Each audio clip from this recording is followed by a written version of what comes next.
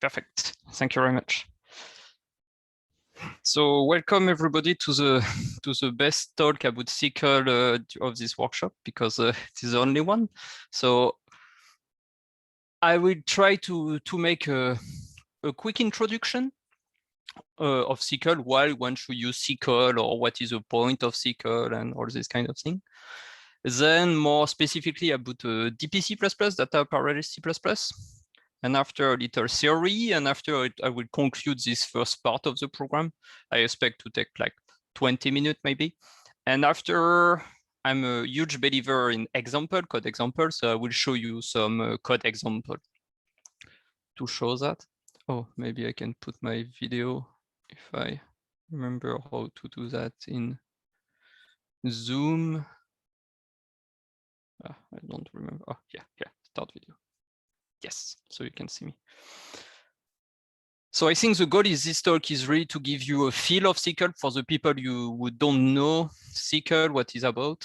So just to see how it looks like. So in short, it's really C++. So if you hate C++, you will not like SQL. If you love C++, you have a huge chance to like SQL. Then I want to give you enough information to know if you want to use SQL, and to maybe encourage you to play with me after for the next half an hour, 20 minutes, let's see, to try the hand-ons and to play and everything. And also, so this may be for 1 point and 2 point and for the new people who discover SQL. After we have a lot of experts in the chat to answer any of your questions. So please, at any time, if you have some question, easy question or even harder question, if you already develop in SQL, please feel to interrupt me at any time and to ask me those questions. If they are too long or too technical, we can follow up on Slack or by email anytime. So please feel free. We have sometime, it's hard to find the expert when you have like really deep questions. So please feel free to ask any question. And let's go to the beginning of SQL. Maybe the first slide is maybe a general slide. I will not spend so much time on it because I guess many people already make the choice to what programming model to use on the GPUs. But let's say you have maybe 4 different big categories. One can say you can just use a parallel STL on C++. So it's maybe a possibility. I'm not sure it will be the most efficient, but it exists.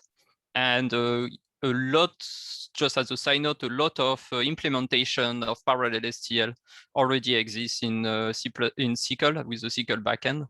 So you can use that and try if you want to have some fun with that. OpenMP also, OpenMP is Pragma based, so maybe you don't like Pragmas because sometimes it makes hard to template your code or this kind of thing. So if you have a Fortran code, this is more or less your only choice. But if you are C++, you have only choice. For example, you can use directly low-level language like CUDA, CUDA driver, HEAP, OpenCL. Those ones are really low level, so they give you a lot of control, but it is really verbose. So maybe it is not the best thing. And all of them, at least OpenCL, are like multiple sources. You cannot put everything in the same sources, so not be the best. And they are not portable, right?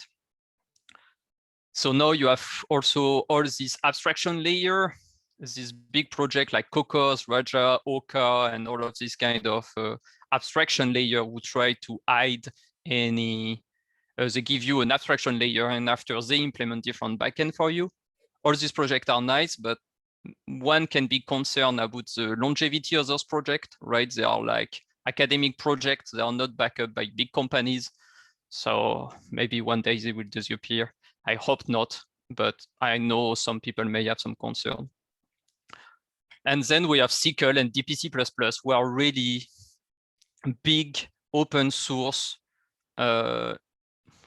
specification with a lot of backup from the industry.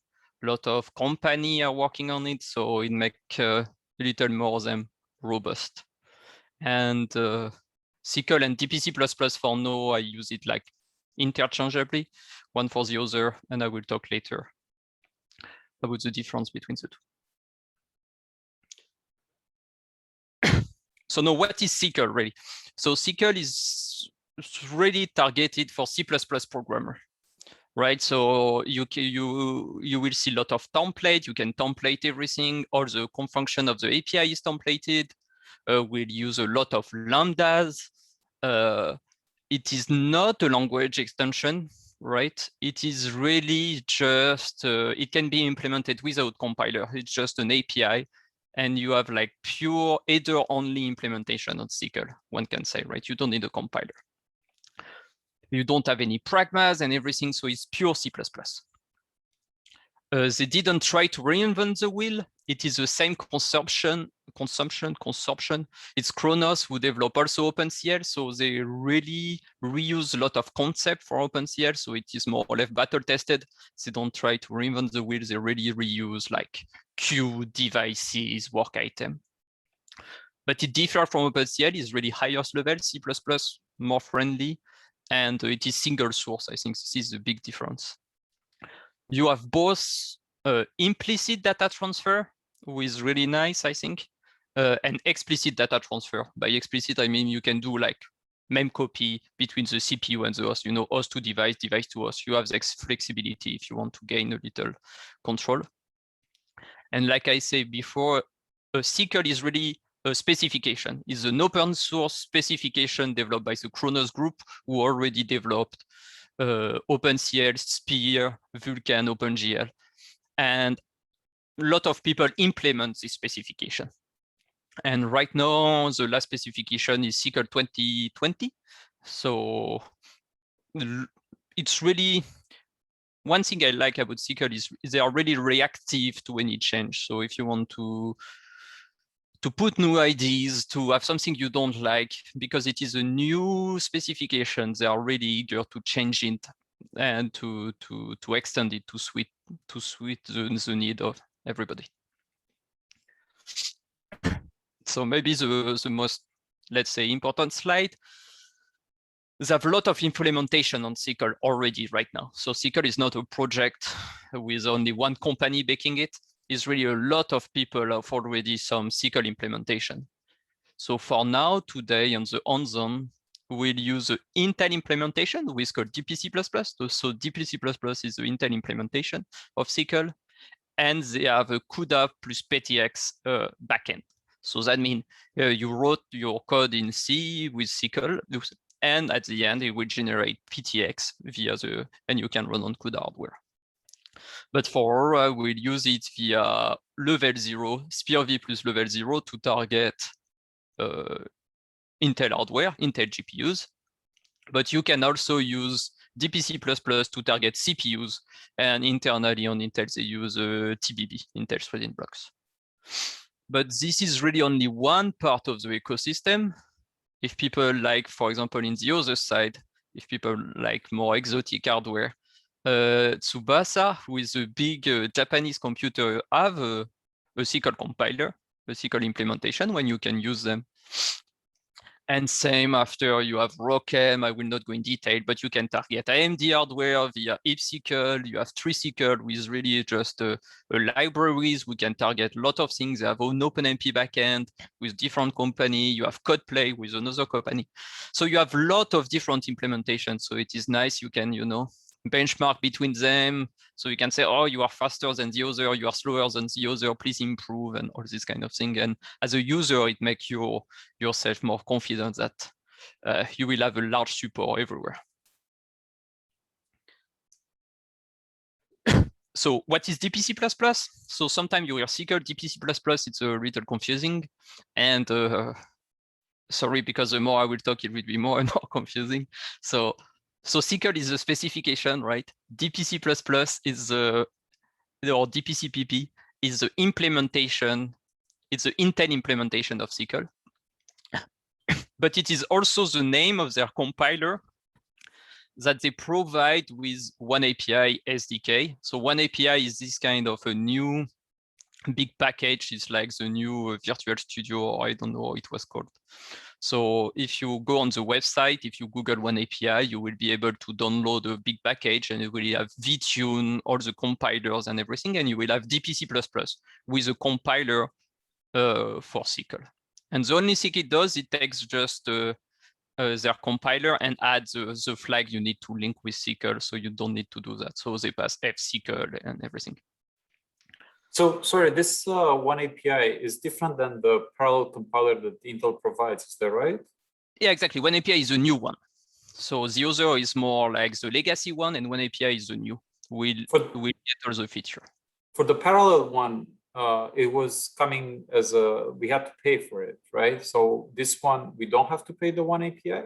Exactly. I think Intel embrace more like a free approach. I think no, it's more. Okay. You need to pay for support, premium support, and everything. But maybe they will change it. I don't know. But right now, you can download one API.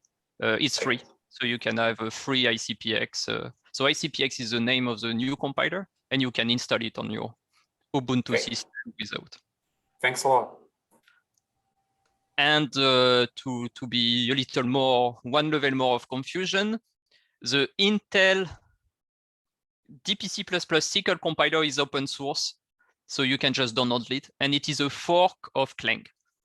And you can take it and build it yourself, and you will have Clang++ binaries that you can use to compile SYCL. And this is what we'll use in the indents. So in one API, their compiler can compile OpenMP, and they compile SYCL. The OpenMP is not public, so you cannot download this one, but their SYCL compiler is public, so you can download this one. You can just go grab here. So I have another question. Then LLVM compiler, does it implement SYCL too or not? Yes. The main LLVM, you mean? The official one, not the upstream one. This is your question.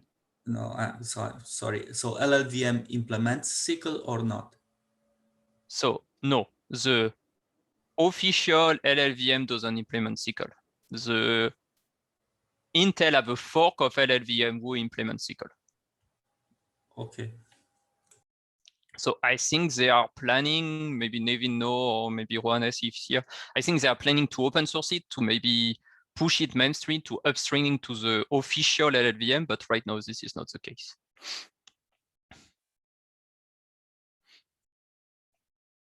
But you can build it in, and I think the LLVM fork of Intel, they're pushing every week or something like that to be up to date with the official LLVM.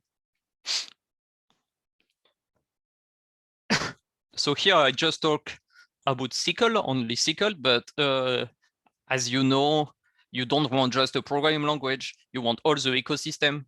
So for example, I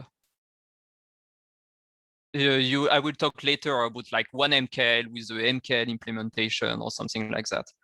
And also to be able to move forward the specification, DPC++ implement some extension to SYCL, and they help Intel developing new extension. And after, if they are working well, if people like them, they are making a suggestion to Khronos to merge them. And this is what happened with unified share memory or with reduction or all this kind of thing. So DPC++ is also SYCL plus some little extension who, if they are successful, are merged into the Khronos group. For example, one of the nice extensions they did was, and is now merged in SYCL 2020, and I think it is really important for you in this audience, is the interoperability between SYCL and their backend, for example, CUDA and this kind of thing. So you have some SYCL object, but you can ask to get the backend object related to that. So for example, in SYCL, you have queues, and you can ask the runtime to give you the CUDA stream who correspond to that. So with that, you can really port your code like granularly, like step by step, right? You start to porting their code, and after you grab back the stream or the memory objects that you allocate in SYCL, and after you pass it to CUDA. So I think it's really a nice tool when you want to port your code step by step, is this interoperability. And also, if you want to mix SYCL with OpenMP, it is possible, at least for DPC++, where maybe it is only for the OpenCL or Level 0 backend, so for Intel hardware, where you can pass memory allocated in OpenMP, in SYCL, and in or vice versa. So it's really like some extensions that Intel is doing in their implementation, who is not part of the standard, this interoperability with OpenMP. But this interoperability with CUDA is really, I use it a lot, and it is really useful. Also, one API provide you, if you download it, you will have downloaded, you will have this DPCT, which helps you port your CUDA code to DPC++. So it is not an automatic translator, it's mostly a tool to help you. It's like a tool-assisted porting. So you take your CUDA, you give it to this tool, and it will split out a SYCL code. And maybe you will need to do some modification inside the SYCL code because some of the translation are more or less impossible to do automatically. But I know Abigesh, for example, who is here, I got a lot of success with that. The good thing is like you can interface it with your CMake build. So you can translate all your CUDA code in one go. So I think it's really useful. So I put it some link if you want to have more information on it. Also, as I told you, Intel provides OneMKL. So OneMKL is just also an API. So it's just a BLAS and maybe other FFT too, I think, but mostly BLAS interface, a SYCL interface. So it's like a standard how to call BLAS in SYCL. And they have some implementation with different backend. For example, if you use OneMKL on CUDA, it will use CBLAS, cuBLAS on the below. So we have like this full-blown architecture, everything. So this is just a big overview of SYCL. So it was just to show you that different implementations exist. We have a lot of tools, a big infrastructure. I didn't talk about profiler and everything, but you can use your traditional profiler because at the end it's just some CUDA code. And on Intel you can use VTune, but here we are more focused on NVIDIA hardware. And that you can you have some interop between your CUDA code and your DPC++ code, so you can really port step by step. You don't need to port all your code in one go. The two live pretty comfortably together. And now for the few 5-10 minutes, I will go more into maybe show you some SYCL code, show you some concept, how SYCL work. But do we have any question? Do you have any question now? Who named this SYCL? SYCL is a serious cell disease. Yeah, this is the big question. So I think nobody knows. Nobody knows what SYCL mean. I think it's funny. Unfortunate name, but that's my theory. I think SYCL is also a tool to do some agriculture work or something like that. I think. I don't know. I don't know. At least, and don't ask me why is data parallel C++. Intel is super strange too. But I don't know. The only thing I know is those people call it tricycle, and this is the best name for the implementation. This one, I like it a lot. Okay, so just a clarification. For the Aurora system, my understanding was, my understanding is that CUDA is not going to be available on that system, correct? It's proprietary. NVIDIA will never let us use CUDA. Yes, CUDA is but only NVIDIA. But on the current system, it is available on Theta GPU. Yeah, Theta GPU is NVIDIA GPUs, yes. Oh, I see, because it comes with a different hardware, which is Intel. That's why NVIDIA is not going to let you actually use the CUDA. Exactly. If you buy NVIDIA hardware, you can use CUDA. If you don't buy NVIDIA hardware, you cannot use CUDA. Okay, but NVIDIA comes with an alternative you showed in that slide that will give you Intel, like CUDA plus PTX. Is that is NVIDIA involved in that one? Yes, so it's a good question. So as you see here, DPC++ is at a higher level, and after DPC++, or SYCL can target multiple backend. This is what we call.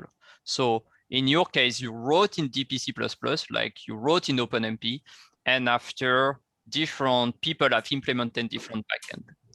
So this CUDA PTX was developed by CodePlay and Intel in collaboration. So CodePlay wrote some CUDA PTX. So NVIDIA was not it was not a collaboration with NVIDIA, it was a collaboration with Intel and CodePlay. But that means that, and we show that you can use SYCL right now on NVIDIA hardware and it will work. So it's this kind of portable solution. Okay, so if we actually adopt this implementation, then we will be able to run on various GPU hardware provided by different vendors. Exactly. Including NVIDIA. Exactly. NVIDIA, HEAP, AMD, Intel. This is okay. Excellent. Thank you.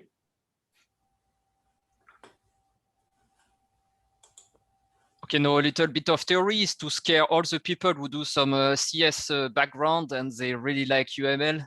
So it's not to scare you too much, but I think it is one picture really help to understand everything. I don't want you to go really deep inside this picture. I think this is why we have example later. What I want to show you here is really how it works in theory.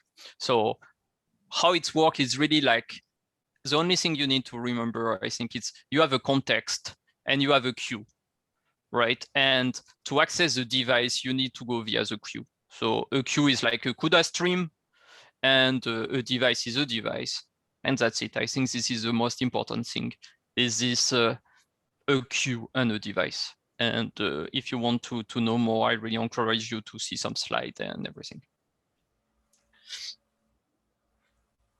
And maybe I will spend 5 minutes on it, because after I really want to have time to show some demos.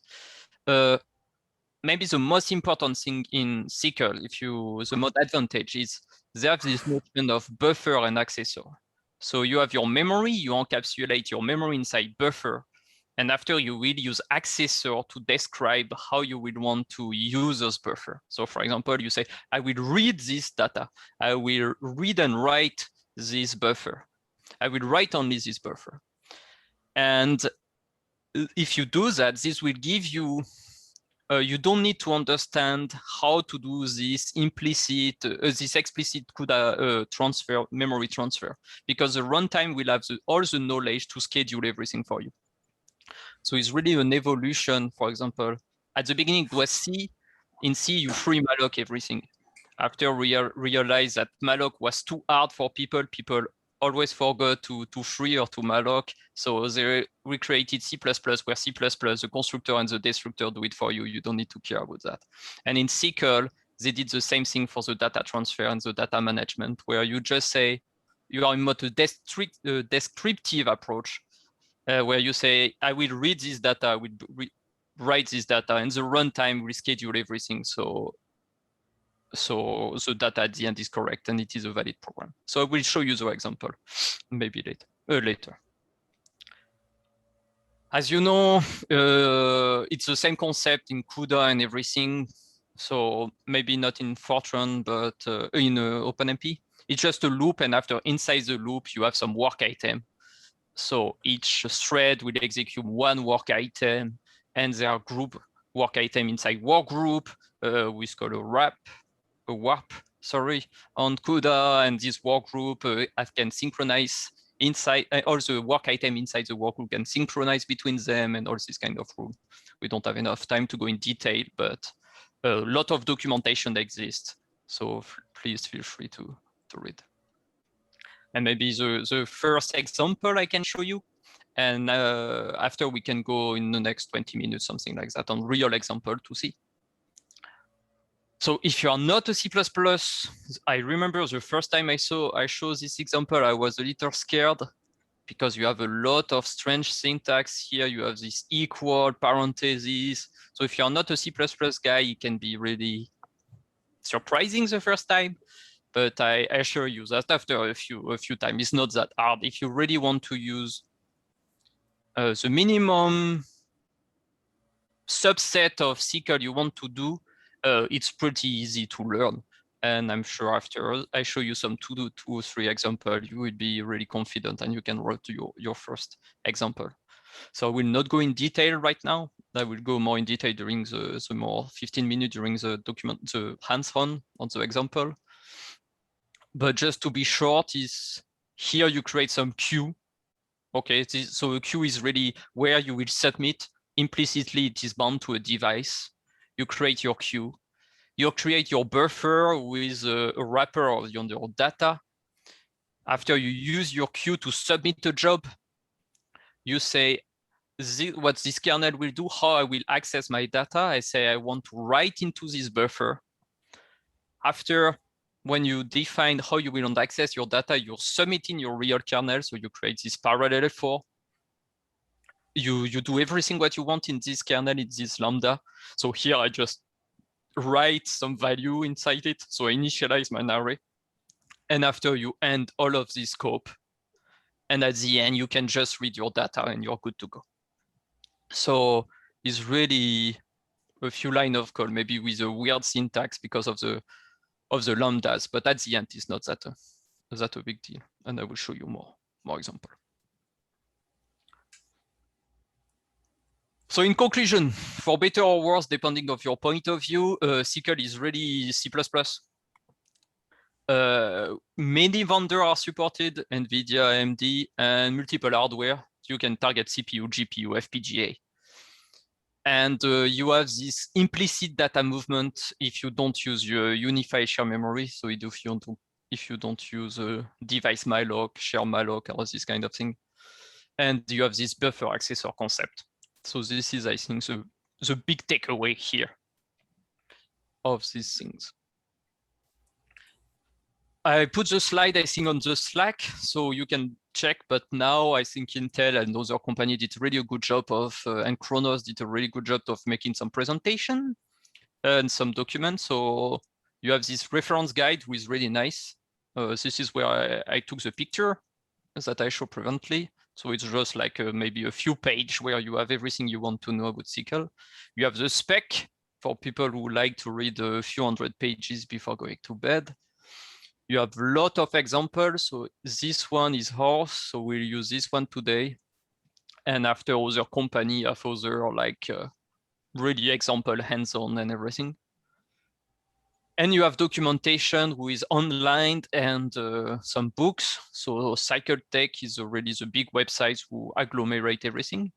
And you have this nice book written by different people on mastering TPC++.